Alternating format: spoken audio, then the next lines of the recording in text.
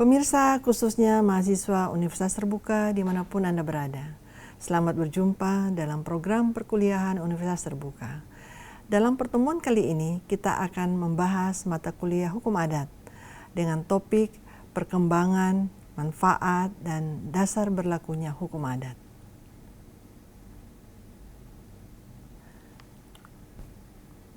Kita melihat manfaat mempelajari hukum adat.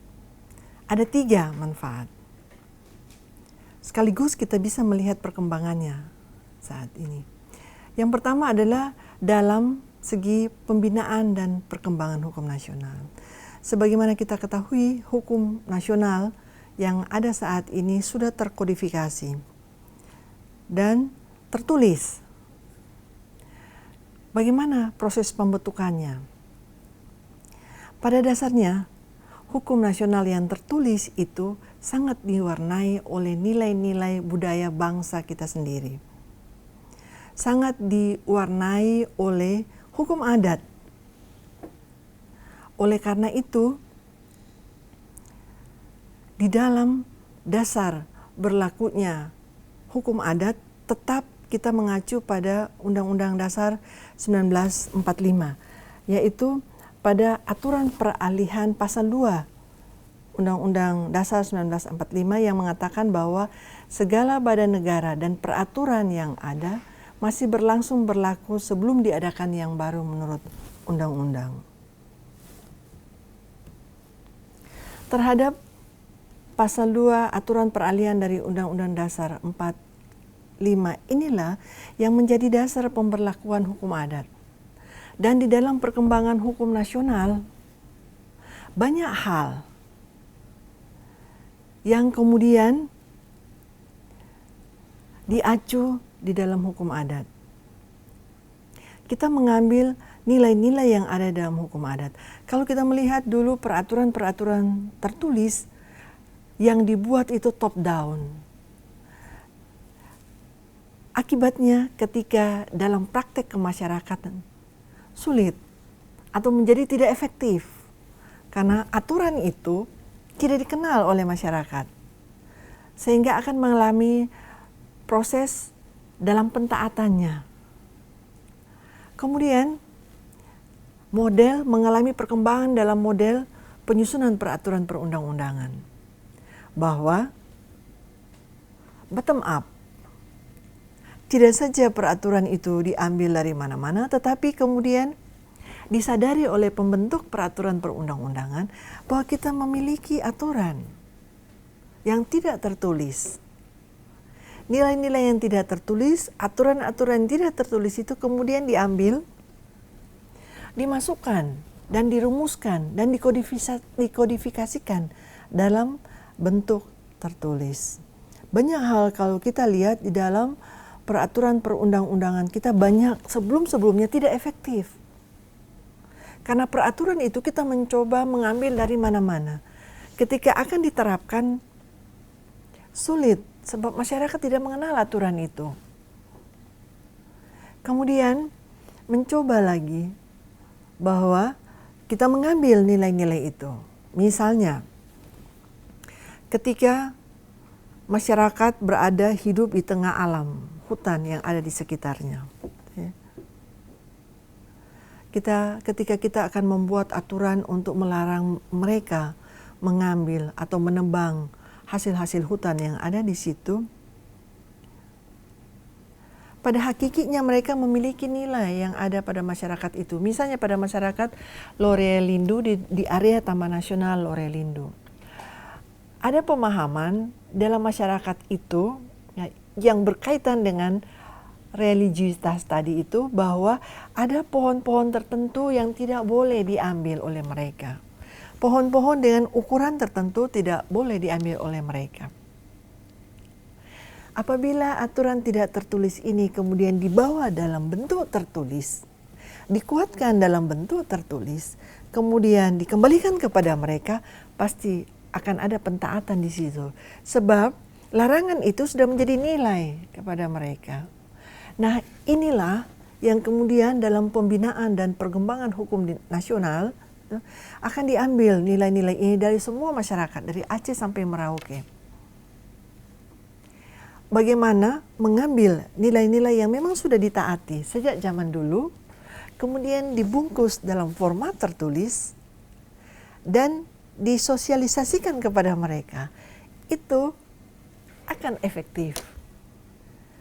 Oleh karena itu terus-menerus sampai dengan saat ini, termasuk proses-proses penyelesaian konflik, mediasi, rekonsiliasi, arbitrasi, itu kan bukan nilai resapan dari barat, tetapi itu merupakan model-model penyelesaian yang ada di dalam masyarakat kita.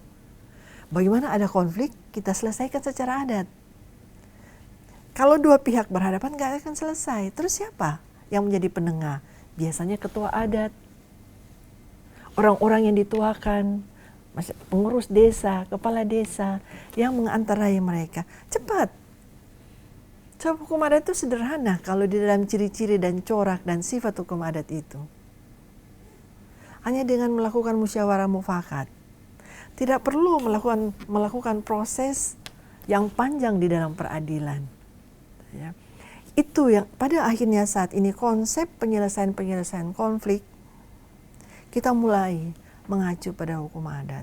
Dan saat dalam perkembangan saat ini hukum adat itu mengalami pengakuan yang luar biasa dalam model-model penyelesaian hukum. Oleh karena itu saudara-saudara mahasiswa Universitas Terbuka di mana saja Anda berada, satu saat Anda menjadi sarjana hukum, nilai-nilai inilah yang digali terus sebagai model. Dan hal ini akan memupuk rasa kebanggaan bahwa masyarakat kita sebenarnya punya konsep yang ditaati, yang turun-temurun oleh leluhur kita sampai di saat ini. Kenapa kita lupakan itu?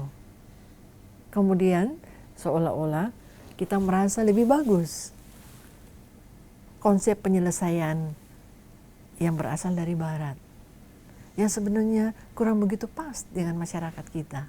Bukan damai, tapi kita semakin berantem. Lihat saja proses peradilan di pengadilan. Semua orang sepertinya berbondong-bondong. Persoalan perkawinan yang bisa diselesaikan secara damai dengan menggunakan nilai-nilai yang ada dalam masyarakat adat, menggunakan seorang mediator. Tapi kita seolah-olah kita menjadi modern kalau kita membawa dalam proses-proses legislasi. Oleh karena itu, manfaat yang kedua adalah memupuk kepribadian bangsa. Bagaimana kita mengangkat nilai-nilai hukum adat itu ternyata itu bermanfaat dalam model-model penyelesaian atau konflik hukum. Itu akan menimbulkan rasa bangga bahwa kita bangga menjadi bangsa Indonesia. Kita bangga tinggal dalam beragam budaya di negeri ini. Oleh karena itu kita gunakan itu. Ketika saudara-saudara menjadi perumus kebijakan, menjadi perumus peraturan perundang-undang, galilah nilai-nilai yang ada dalam hukum adat, angkat itu dalam bentuk tertulis. Itu akan memudahkan efektivitas dalam pelaksanaannya. Sebab nilai-nilai itu sudah dikenali oleh masyarakat adat. Tetapi ketika kita top down membuat tanpa melibatkan mereka, akan merasa asing. Banyak peraturan perundang-undangan di zaman lampau seperti ini. Tidak connect, seperti minyak dan air. Peraturan dibuat yang diterapkan kepada masyarakat, tetapi ketika penerapannya itu mendapat tentangan dari masyarakat. Sebab nilai itu tidak dikenal oleh masyarakat. Kemudian manfaat berikutnya dalam praktik peradilan. Saudara-saudara mahasiswa hukum Universitas Terbuka di mana saja Anda berada, dalam materi hukum Anda sudah mengetahui bahwa hakim dalam penyelesaian kasus-kasus dia wajib menemukan hukum apabila kasus yang dihadapinya tidak didapatkan penyelesaian di dalam bentuk tertulis. Penemuan hukum hakim itulah diambil dari nilai-nilai yang ada dalam masyarakat kita. Hakim harus memutus. Konsep hukum kita bahwa semua perkara yang dihadapkan kepada hakim, hakim tidak ada alasan untuk tidak memutus karena tidak ada aturannya. Tetapi hakim harus menemukan hukum. Di mana ditemukan? Dia menggali pada nilai-nilai akar budaya masyarakat. Itulah yang dipakai di dalam praktek-praktek peradilan. Dan saat ini nilai-nilai itu telah diangkat. di dalam surat edaran kemudian berkembang menjadi peraturan Mahkamah Agung, termasuk pada peraturan Mahkamah Agung nomor 1 2016 tentang mediasi. Nilai-nilai masyarakat ini dikukuhkan dalam bentuk tertulis. Bahwa model-model penyelesaian konflik secara damai, cepat, sederhana, murah biaya, dibakukan dalam bentuk peraturan Mahkamah Agung tahun 2016 itu. Dengan harapan bahwa penyelesaian secara ini bisa secepatnya dilakukan. Sehingga ruang-ruang peradilan, baik di pengadilan negeri, pengadilan tinggi maupun di Mahkamah Agung, tidak ada perkara yang menumpuk. Perkara yang menumpuk memudahkan terjadinya mafia peradilan. Dan sampai dengan saat ini sulit, seperti benang kusut, untuk menyelesaikannya. Disadari bahwa ada model penyelesaian yang sederhana, murah, cepat, adalah model-model penyelesaian secara mufakat, musyawarah mufakat. Mediasi, arbitrasi merupakan salah satu model penyelesaian di dalam musyawarah mufakat. Masyarakat diminta untuk bermusyawarah, kemudian mengambil keputusan. Karena nuansa kita tadi, salah satu cirinya dan sifatnya adalah kebersamaan. Seorang individu hidup dalam masyarakat merupakan bagian integral dengan masyarakat lainnya. Dia tidak bisa dilihat terpisah. Oleh karena itu, jika ada konflik di antara masyarakat, semestinya bisa diselesaikan secara damai dengan menggunakan konsep-konsep yang ada dalam masyarakat adat. Memanfaatkan fungsionaris hukum, memanfaatkan ketua adat, memanfaatkan kepala desa dan perangkatnya. Itulah model-model penyelesaian yang ada pada masyarakat adat. Sehingga dengan demikian, konflik itu tidak berkepanjangan. Konflik itu menjadi mudah diselesaikan. Itulah sebenarnya manfaat daripada hukum adat. Masyarakat Indonesia beragam budaya, dari Aceh sampai Merauke, memiliki nuansa budaya yang beragam. Saudara-saudara mahasiswa Fakultas Hukum Universitas Terbuka di mana saja berada, kelak Anda menjadi sarjana hukum, maka pakailah hukum adat untuk membungkus pola berpikir normatif ketika saudara-saudara mempelajari ilmu hukum. Sebab konsep ini, hukum adat senantiasa hidup di dalam praktek hidup kita sehari-hari. Konsep yang ada dalam hukum adat memiliki nilai-nilai moral, nilai-nilai kesusilaan yang ada di dalam hukum agama. Dia tidak terpisah. Oleh karena itu, semestinya ini menimbulkan rasa kebanggaan. Dan ini terus-menerus dalam konsep dan proses perkembangan hukum nasional saat ini terus digali. Siapa yang menggali? Tentunya kita, masyarakat hukum. Tidak saja masyarakat akademisi, tetapi semua orang, semua masyarakat, saya dan saudara. Sebagai mahasiswa yang sedang belajar ilmu hukum, ilmu normatif itu harus kita bungkus dengan nuansa-nuansa, nilai-nilai budaya, agar supaya kita bisa mendapatkan proses keadilan sebagaimana adanya hukum. Kita mau mencari ketertiban interaksi agar supaya ada keadilan di sana. Dasar hukumnya apa? Dasar hukum adalah Undang-Undang Dasar 1945 Pasal 2 Aturan Peralihan. Saudara-saudara mahasiswa Universitas Terbuka di mana saja berada, dalam perkembangan hukum nasional merangkum 3 manfaat dari kehadiran dan dalam mempelajari hukum adat, yaitu manfaat yang pertama pembinaan dan perkembangan hukum nasional, kemudian memupuk rasa kebanggaan dari setiap insan yang mempelajari atau yang terlibat di dalam budaya bangsa. Yang ketiga, dalam praktek peradilan, bahwa hukum adat itu tetap masih berlaku. Di dalam perkembangannya manfaat ini diambil dan dirangkum terus-menerus untuk memperkuat hukum tertulis yang merupakan produk dalam berbagai aspek di bidang sumber daya alam, di bidang keperdataan, di bidang pidana, di bidang hukum keluarga, di bidang hukum perkawinan.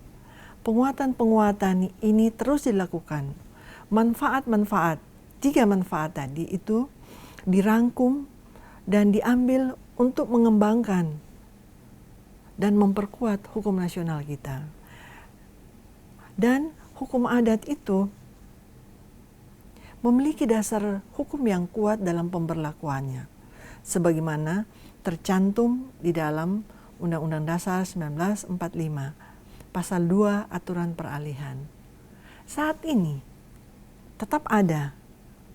Oleh karena itu, ketika kita menggunakan nilai-nilai yang ada dalam hukum adat atau hukum adat itu sendiri memiliki landasan yang kuat untuk digunakan. Oleh karena itu, saat ini di dalam perkembangan hukum nasional, manfaat tadi itu dirangkum untuk kemudian dimasukkan dalam semua aspek, dalam regulasi yang akan diatur sesuai dengan bidang-bidang yang dibutuhkan. Di bidang pemerintahan daerah, aspek-aspek ini dipergunakan, seperti yang saya sampaikan tadi. Di dalam pemilihannya, saat ini kita berhadapan dengan proses pemilihan langsung pimpinan wilayah, kepala daerah, bupati, gubernur. Musyawarah mufakat yang ada di dalam hukum adat itu semestinya diambil dalam berembuk dalam semua aspek,